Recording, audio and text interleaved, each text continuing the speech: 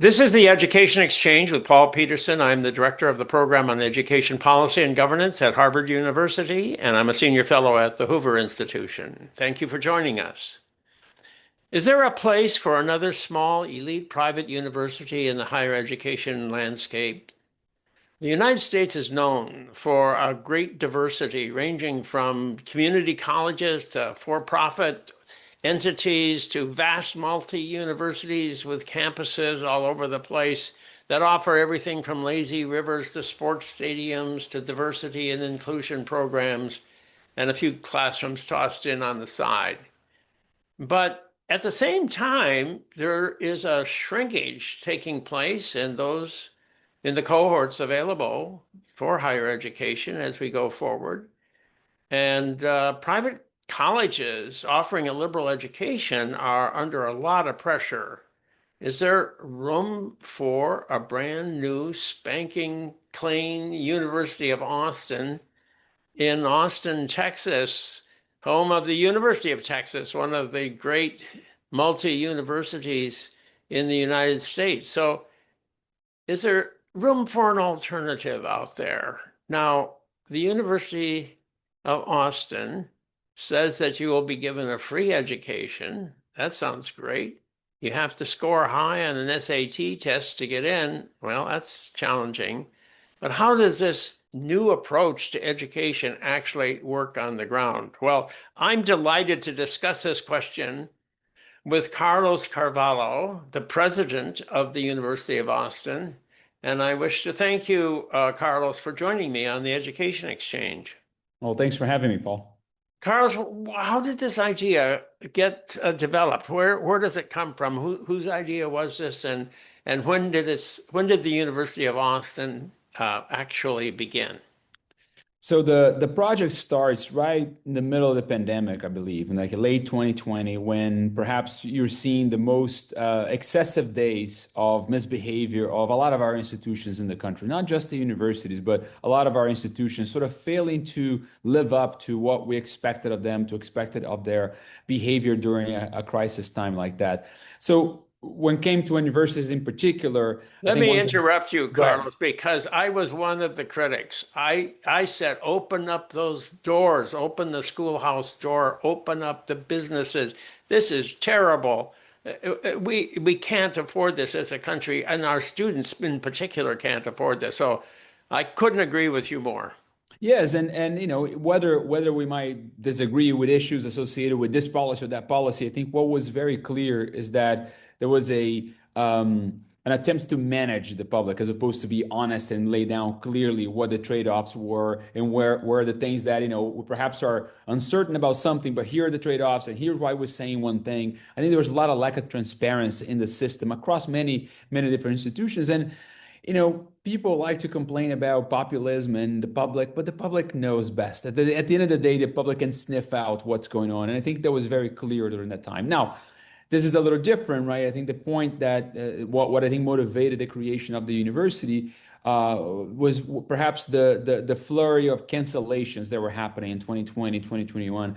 People that not only were the universities potentially not showing the right leadership during the moment, but the university started to come out very strongly against people that were voicing certain ideas that were perhaps a little bit off what the mainstream orthodoxy was all about during that period. And that became a little too egregious. And I think that the first big motivation for the creation of UATX, the University of Austin, was this notion that we needed a place to reassert the idea that pursuing truth requires open inquiry, requires freedom of thought, requires the ability to engage openly and freely with ideas in order to achieve the goal of finding what is the truth out there. So it was founded in its original statement was on the goal of fiercely pursuing truth and fearlessly being the operative word there, right? Without any fear of cancellation, without any fear of retribution when it came to asking questions, engaging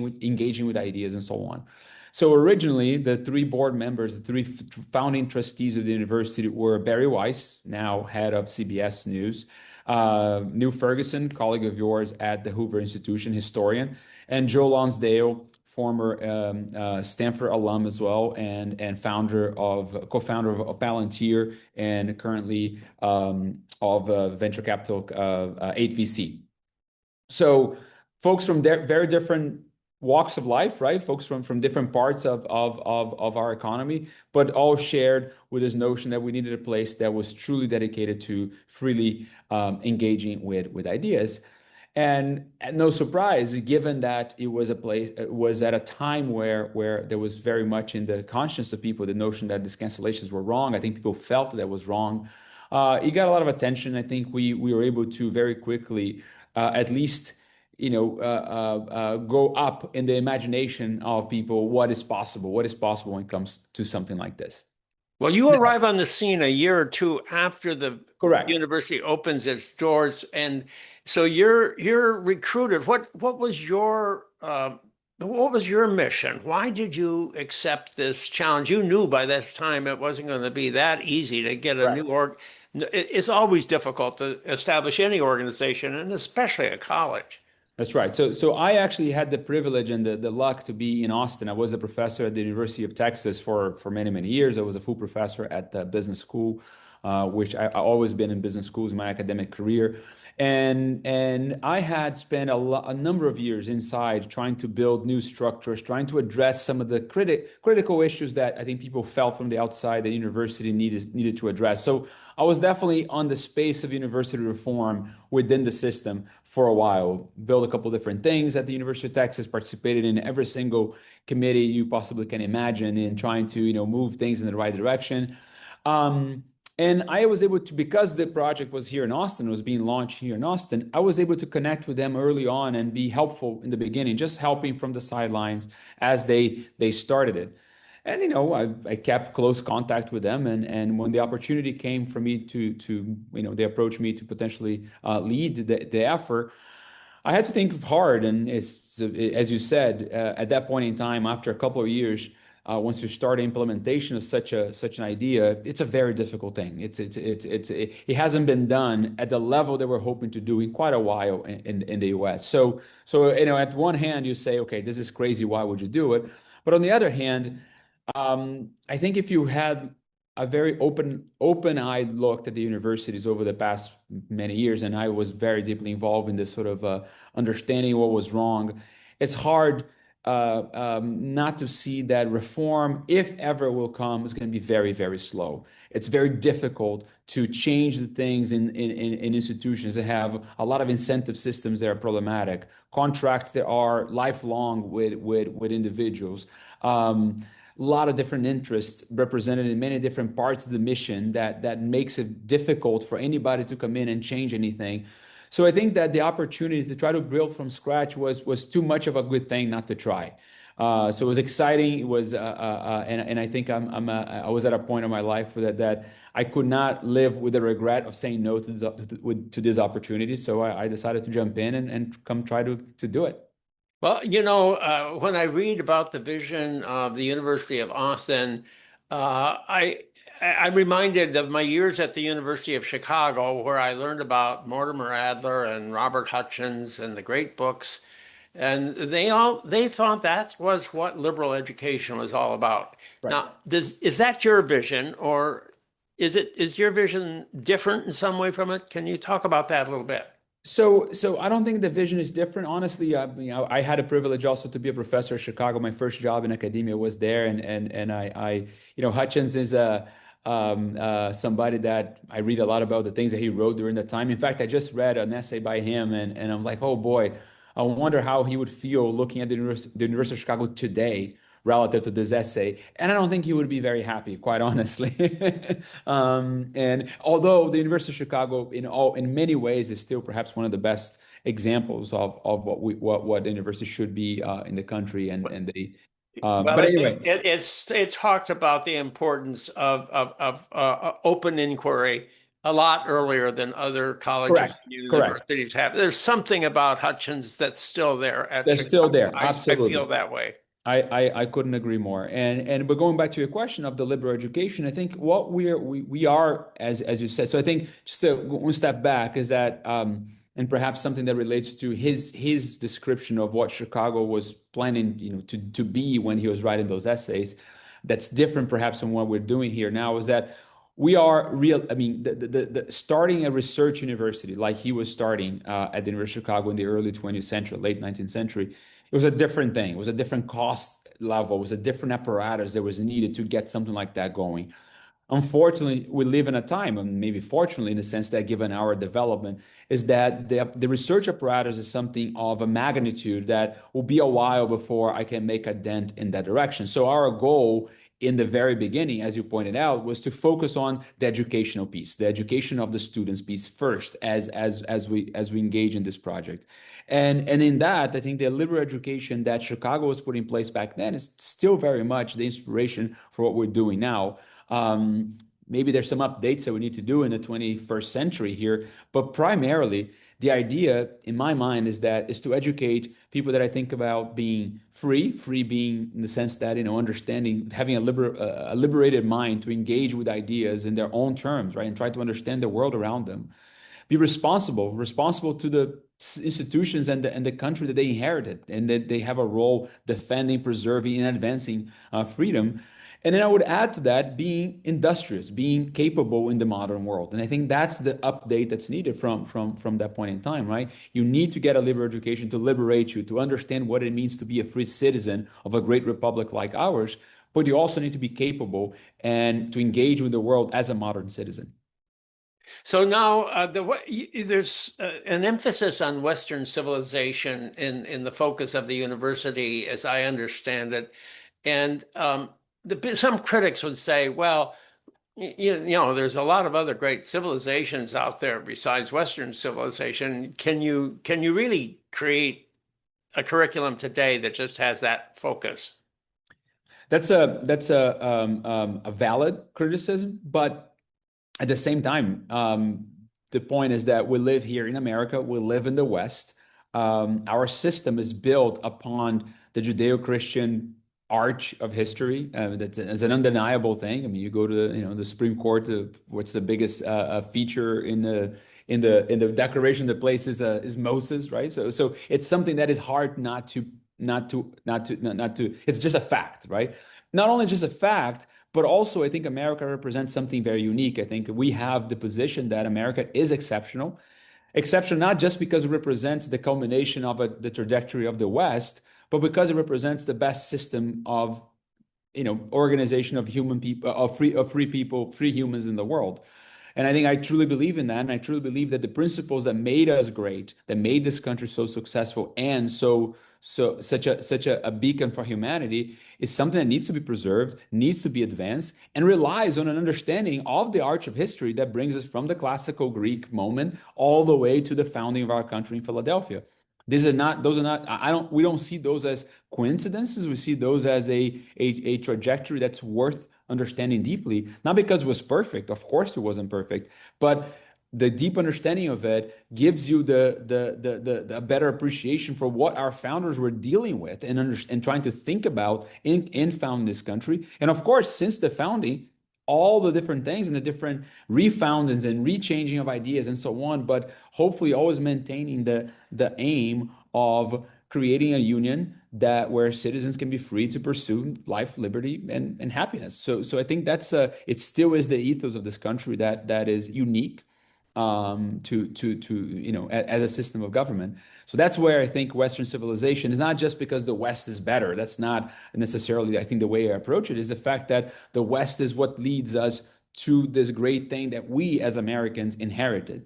Well, And the question that always motivates my introduction to American government class is, okay, is America exceptional or is it just different? And I make it pretty clear that there's something different about the United States. So the question then, is it exceptional? And then that becomes the focus, the debate. Is that part of what you're doing? 100%. I think that there's a liberal education requires you to be very open-minded to different arguments on a certain topic, right? I think we might start. I mean, I'm a statistician, I'm a Bayesian statistician. I don't know if you know that term, but I start problems by approaching it with a prior understanding of it. So we might have a prior assessment of the exceptional nature of America, but that has to be engage through evidence, through facts, through discussions in any classroom, right? And students might get to to defend their ideas and to openly discuss whether they disagree with some statements that a professor or a text that they're engaging with is making, right? I think that's a necessary thing because we absolutely know that whether even if we state that we are exceptional, it doesn't mean that we're perfect. Perfection is not it's a high bar, right? So I think we're always in the pursuit of a more perfect union, and the best way for the leading citizens of this country to really deliver on that is to deeply understand our system, deeply understand its roots, engage deeply in conversations about it in order to make it better. Well, the University of Austin is unique in many ways. One way is that it actually tells students your your education will be free. That's right. We're not going to charge tuition. How can you do that?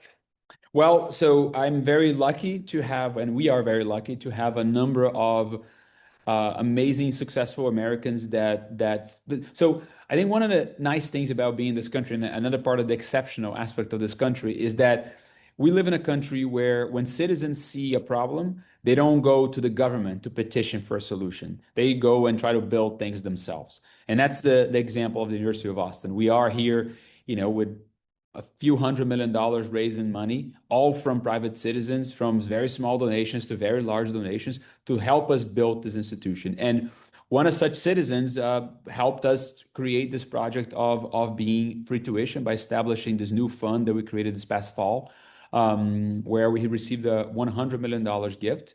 And that gift comes with two conditions. The condition number one is that to say, okay, we're not going to charge tuition. And two is that we're not going to take government money. We're not going to accept government support. So we need to maintain our independence from government, which I think that's a necessary condition for truly being a place that can openly engage with ideas. Governments, once you take the government money, you now are required to somehow, to some degree, respond to the political pressures of the citizens that are funding you through government, right, as opposed to the private donations. Well, there's a lot of loan programs out there that the government sponsors. There's the Pell Grant program, which will Yep. help pay tuition. That's a lot of resources out there that you could be drawing upon for to help finance your program. Correct. But you're resisting that. Resisting that. We're resisting that. And I think agree or disagree with what Trump has been doing, the Trump administration has been doing in higher ed, what he shows is that the federal government has a lot of abilities to go tell universities what or what not to do or try to interfere, right? So we are free from that. We are not going to be relying on government support, and therefore we're not going to rely on government dictates when it comes to how to do what we're trying to do here.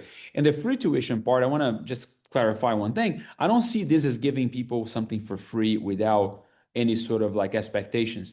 The way I like to think about this, that we are investing in the students. They are our partners. So imagine me as an investment fund that I'm sourcing these deals in the students, I'm investing in them, and I have all the incentives in the world to make them to form them, to help educate them in as successful as a way as possible, because my future success depends on their success.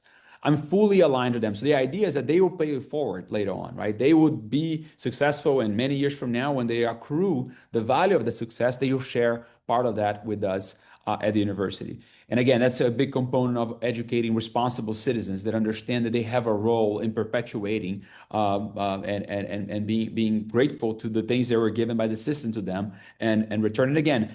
That is something that I believe in America can be done. And it's hard to think about that elsewhere. The philanthropy, the philanthropic mindset of the rest of the world is not as generous, is not as effective as what you see in America over many hundreds of years now. So that's the idea, is that I'm instead of paying up front, they're paying after they accrue the success. And now what that does is force me to be very careful with our resources, very careful in what do I put in front of the students in the classroom. I cannot afford to go chase fads and fashionable things that might not be actually valuable because I don't have those resources, right? I have to be very judicious in the way I choose our curriculum, in the way I choose what to expose the students to. You mentioned lazy rivers and climbing walls. No lazy rivers and climbing walls for us. no football stadiums. We're really here for one reason and one reason alone, is to truly and deeply educate our students. Well, so how many students do you have? How many are currently enrolled, and how many are you expecting this coming fall? What's the size of your operation? We have two classes at the moment. We have freshmen and sophomores, and we have about 150 students between those two cohorts. The next cohort coming in this fall, we're hoping to be about 100. And our short-term plan, the medium-term plan, is to end up with about 500 students in steady state between freshmen and seniors. I think we can manage that in the footprint that we have, and as this first sort of phase of implementation of the project.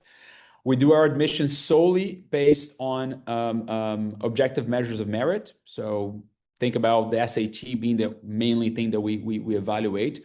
We have an automatic line of admissions. If a student score above a certain threshold in any of the standardized tests, they are in automatically, no questions asked. I don't ask anything about the demographics. I don't ask anything about their financial position, nothing. I want to know only something that is objective when it comes to their abilities.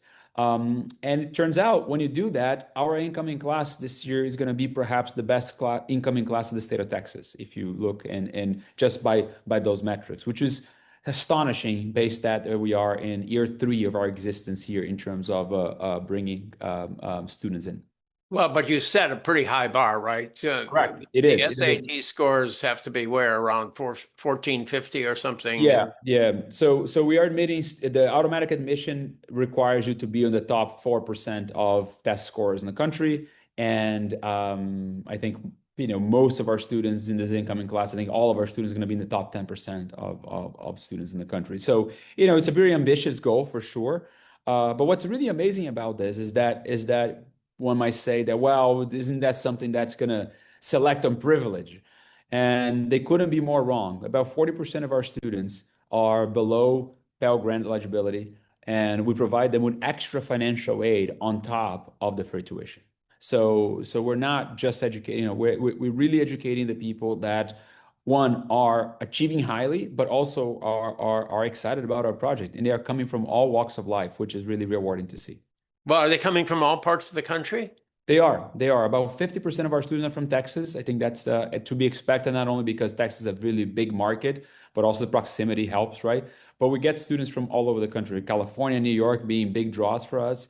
But this coming year, I think we have a very, very diverse geographical representation in our student body. Now, we're not yet allowed to admit international students, so we have fully, they all have to be American citizens or permanent citizens at this point. Permanent residents at this point. So let's talk about that. You're not allowed to. You have what's your accreditation situation? So we are currently we have been authorized to operate by what's called the Texas Higher Education Coordinating Board. That's a government body that is very strict in making sure that no fly-by-night operation takes hold in Texas. So Texas turns out to be a place that looks at this very seriously, and we passed a couple of very important bars already with that body. But that body also requires us to pursue accreditation by a national accrediting agency, which we are. Just a few months ago, we were able to pass a very important bar. We became what's called candidates with a Middle State Commission for Higher Education. And what that means is that once you become a candidate, you're a member of the club. You're not fully accredited yet, but you're now a member of the club of many other universities that they go through a process of what's called self-study. Every 4 years, they're doing a self-study and making sure that they're delivering on the mission they have. And that's what the stage that we are now. So if everything goes well, and I'm for crossing my fingers here, but I think it's not a matter of if we're going to get accredited, it's just when. But it looks like we're making incredible progress, moving faster than expected. And my hope is that before the first class graduates in June 2028, our degree is going to be accredited. So, the first student to receive a diploma from my hand in June 28 is going to receive a diploma that is accredited. And that's important because that will make them eligible to go to graduate programs and That's right. business law, so forth. That's right. There's a lot of things that accreditation is important. Now, we're also hopeful that that even before we get fully accredited, we're in conversations with graduate schools. Some of our students want to go to law school, for example, and we have some law schools already pointing to us that because that's not a law, that's just a typical requirement to come from a degree that's accredited. And a lot of them are seeing what we're doing. We're opening the books to them, and they're saying, "Okay, I'll look at your students." And that's all we need is to have them at least be willing to look at our students. So I have no doubt that's going to be available. But beyond that, I think the accreditation thing is about it's a seal of quality, right? That there is a expectation by the public, by parents, by guided counselors in high schools. It's just like a something that I think gives a degree of seriousness to what we're doing that I think it's very important, and we're happy to be working with that team. They've been good partners, both the state of Texas and the accreditors. So all things considered, this is all for the good. Well, I understand you're not giving tenure to your teachers. You want to be able to, let a teacher go if they aren't effective in the classroom. So that's all to the good. But then how do you recruit your teachers? How do you convince them that this is a place where they can? Of Uh, course, this is the market, right? So we cannot pretend that we live in the vacuum. And so we're trying to compromise here or to find a compromise in the sense that we have long-term contracts. We are issuing 5-year contracts to academics, starting as assistant, associates, and full professors. Typical ladder that you might see at another university. We have expectations for their teaching and, of course, for their scholarship, believing that the scholarship is very important to maintain your ability to be a great teacher and mentor in the classroom. But there are 5-year contracts, meaning that you need to be somebody that continuously contribute to our mission in order for that contract to be renewed, for you to move to the next step of the ladder. And I think that's, it's in some ways is not very different from what you see in a tenure system, because even in a tenure system, you have, at least in the public space, in the big state schools, the tenure relies on some sort of like post tenure review system and so on. Now, it hasn't been used. That valve hasn't been used in the system. People get tenure and they stay for life, and oftentimes we know that they cease to be productive, and that's a problem, right? We're just making sure that we maintain productivity at the right level here. So for the good professors, it's never a problem. They go, they produce, they keep producing, and that's the goal that we have here. But we want to be more flexible as well, and maintain the ability to keep people pointing at the mission. So I think it's a very fair and rewarding contract that we're trying to put in front of people. well, how about in the fields of science and math? Sometimes finding talented people who are willing to be mainly teachers is really difficult in those fields. So do you find that it's easier for you to bring in people in the humanities, maybe the social sciences, but more challenging in the sciences? You're correct that there is more challenge in the sciences, and I would say there's not that people are not interested in being teachers and mentors. I think that they exist out there, and I have many colleagues in my research career where they were phenomenal teachers, dedicated teachers, but the problem is at the balance, right? I think our balance here is more towards the teaching, perhaps less towards the research that they will find at a R1 university, UT Austin or why not? So I think the problem is not just that. The problem that what makes it more difficult is the apparatus, the sort of research apparatus that's needed, right? So the facilities, the labs, in certain areas. So, but then we have to be clever and smart about finding the areas where we can provide an environment that's attractive and interesting. So, pure and applied mathematics, computer science, theoretical physics, those are things that you can attract people actually. They exist out there, people that are passionate about teaching, that can do their work by mainly using computers and books and servers that you can contract with. They don't require big labs and big government grants to do the research. I think the issue is going to be in those fields, the fields where any kind of like engagement with scholarship requires large magnitudes of research funding from the government, and we're not going to necessarily have people doing those things here. Now, that's not, but if you think about what that kind of activity, how much that contributes to the education of an undergraduate at a big university, is very little. They don't engage with those questions that that rely on this. Those faculty typically are not really spending much time in the classroom. So it's just a matter of like as you pointed out in the beginning, universities somehow lost their way because they're trying to serve many different masters at once. They try to do too many things. We're trying to do one thing very, very well and start there. And that's build what we hope to be one of the most competitive and most amazing undergraduate programs in the country. Well, you don't have any lazy rivers, but you must have some facilities there. So what are the facilities like at the University of Austin? So we are in an old department store building in downtown Austin. So we rent space at an old building. So, our building actually is very nice. If you get to come here, you see that's a very nice facility. We have two large floors of a commercial building, essentially, in the corner of Congress and Sixth Street in Texas, in Austin, which is like a very iconic. We're looking at the Capitol building here, a couple blocks from us. So it's a great location in terms of lots of great things happening around us. Companies, entertainment district is here. There's lots of fun. It's a fun environment to be in downtown Austin. And by being close to the other university in town, as I like to call them these days, UT Austin, our students can live there's a lot of private dorms available close to us. So we actually rent space in a private dorm. So our students all live together in a private dorm. Very nice facilities. And not only they're nice facilities, but they are within thousands and thousands of other young undergraduate students living there. So it's very nice for our students to be immediately having this very large network of young people around them, and not isolated just with the group of students that are at UATX. So we're basically taking advantage of that what Austin has to offer, downtown Austin, and what the proximity to UT Austin has to offer as well. So we're good partners at UT Austin. I mean, they think they like the idea of having another, university in town that's aiming high. I think it's going to be beneficial for them, as we saw things like Berkeley and Stanford being beneficial to each other in the Bay Area. So I think that hopefully those connections stay strong. Well, even more in Boston, where you've got so many different universities there that the students all love that variety. And so I think, yeah, you chose well by locating in downtown Austin.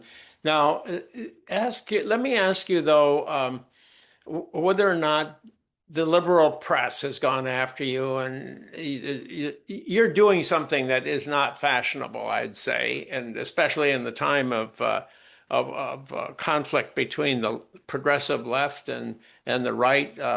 What kinds of criticisms are you hearing? So one of the criticisms is that to some degree the initial impetus of the university was to critique the ideological monoculture of our universities. The fact that 90+% of our professors across the country identify as Democrats, and therefore those ideas permeate a lot of what those institutions are about, right? So one of the criticisms that we receive is that, oh, aren't you just creating the mirror image of that? They sort of like, you see articles written about, oh, are you a conservative reaction to this very liberal in the political sense, right? Liberal attitude of the current universities. And first, I would answer that by saying to you, like all the things that I said until this point, the word conservative did not participate there because there was not needed. When I was telling you about the West, I was telling you about the idea that I want to educate free, responsible, and industrious citizens. I mean, it's hard for me to understand how any of those words are conservative in any sense.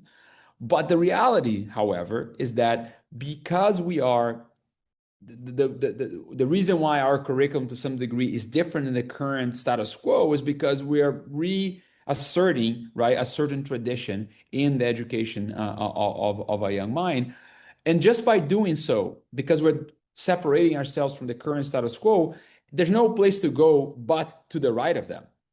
From a political perspective, it's impossible to go to the left of the universities, right? So in some ways that, lends itself to this criticism that you are just a conservative place. But for that to be true, for us to be a mirror image, I would have to have 98% of my professors to be Republican. And I guarantee you that there's zero chance of that being the case. Number one, I don't ask that question. I don't care about their political inclinations. I care about their commitment to the ideas that we need in our curriculum. So it's mission first, curriculum second, and then I hire people that can deliver on the curriculum. And I don't care about their political inclinations. I care about their commitment to those ideas. And when you do that, you end up with a very actually quite diverse set of political views on the on our faculty. So, um, I think that the association with the right, in the sense of the conservative as being a conservative thing, is natural because of what we're trying to reform.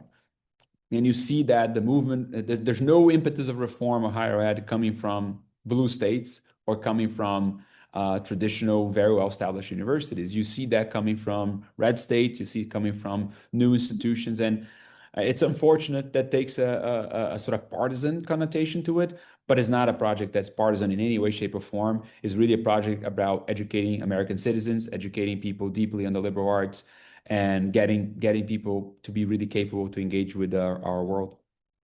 So, okay, now how optimistic are you going forward? You see pitfalls in the next couple of years? You see doors opening? Do you see the donor community becoming enlarged?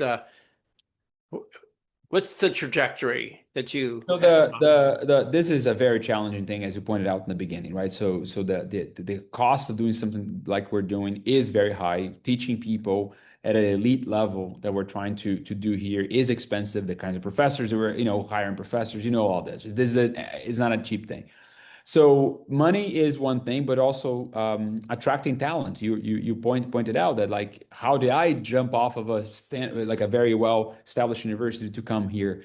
I need to convince lots of people, right, professors, to do the same, and that's not an easy thing to do, especially at a time where you see a little bit of a movement in terms of new spurs of reform happening in higher ed, and therefore people that would potentially be inclined to come work for us have now alternatives. Um, uh, Yes, there are quite a number of places around the country that Correct. are saying, okay, we need to have sort of civics education Correct. to be Correct. expanded, which I don't know. It depends on what you mean by civics education, but you could almost say it's a great books education if That's you right. want to. I Yeah. think that there's a lot going on in that direction that is similar to what we're trying to do here. So from that perspective, that's a big challenge. Getting the now, I do also think that we are, by being new and by being unencumbered by a lot of red tape and bureaucracy, we can move faster, and hopefully people can see that it's a more exciting environment to be in a place that can really build and can execute this mission without feeling that you're surrounded by people that are in disagreement with you, right? I think that the reality of those civic centers, I worked in one of those at UT Austin, is that they're doing, I think, amazing work, but they are surrounded by people that are not really happy about their existence. So it's just not as pleasant to be in that space. So the talent pool is not large, is limited, and therefore competing for that talent is definitely a challenging thing for us. That said, I'm very happy with the people that we've been able to attract. We have great faculty already in our institution. We're recruiting students better than I could expect in terms of people really willing to take on the risk of joining us. Great students are now looking for the conformity of empty credential. They're really looking for the education because we don't have the famous credential yet, right? So the students coming to us are really amazing. And the financial picture is difficult, yeah, but I think we've had really amazing. I mean, I've been here now for about close to a year, and we had a very large success in our fundraising. So things are all moving in the right direction. I don't want to be overly optimistic, because those three things are the things that I need, right? I need talented faculty, I need talented students, and I need support, financial resources to get this done. In all those three dimensions, we're making phenomenal progress, but there's a lot of work to do still. Well, one of the things I have in my program is a program which reaches out to the homeschooled community and all the new innovations that are taking place in their micro schools and alternative schools, and a lot of variety out there as an alternative to the traditional public school. Have you tapped into that? Is that where some of your students are coming from? 100%. Just by the fact that those parents, the parents that seek alternatives, classical schools, home schools, micro schools, are parents that are, number one, really truly trying to figure out what's the best education for their kids. They're not just looking for, oh, what's the best school in town, right? They're really trying to find what fits them. And we know that education is something that is not the same answer for everybody. You need to find exactly what fits your interests, your abilities, your skills, and your style. So I think that that mindset out there in the country is very helpful for us. And yes, we recruit a lot. We have probably a larger component of homeschool kids here, kids coming from various different kinds of schools, and the school choice movement happening right now. The more the growth and the availability of vouchers and the country is going to help us because it's going to provide people with the ability to go out of the standard system, go out, get exposed to different ideas. And through that, I think we will recruit more and more students as a result. Well, thank you, Carlos. This has been a fascinating conversation and it opens up a new world in higher education. So thank you for joining me today on the Education Exchange. Thank you, Paul. This is fantastic. And to everybody out there listening to us, if you're interested in any of this, come see what we're doing at uaustin.org. And remember, it's zero tuition. I've been speaking with Carlos Carvalho. He's the president of the University of Austin, a brand new school in Austin, Texas. I am Paul Peterson. This is the Education Exchange. Please join me every Monday at noon when our weekly podcast is released on the Education Next website.